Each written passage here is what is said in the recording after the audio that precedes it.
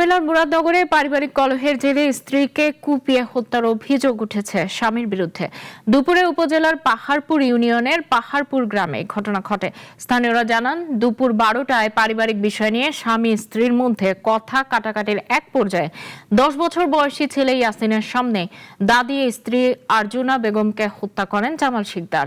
খবর পেয়ে ঘটনাস্থল থেকে পুলিশ মরদেহ উদ্ধার করে ময়নাতদন্তের জন্য কুমিল্লা মেডিকেল কলেজ হাসপাতালে পাঠায়। অভিযুক্ত জামাল শিকদারকে ধরতে কাজ করছে পুলিশ।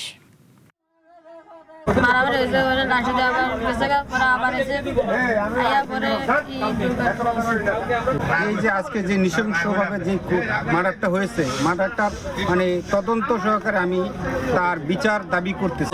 সারা বাংলাদেশ এগুলো করতেছে যে আমার সামনে না ঘটে, যদি 2-3 জন এরকম ফাঁসি দেওয়া হয় সরকার, তাহলে আমার মনে হয় একটু আইনটা কন্ট্রোলে আসবে।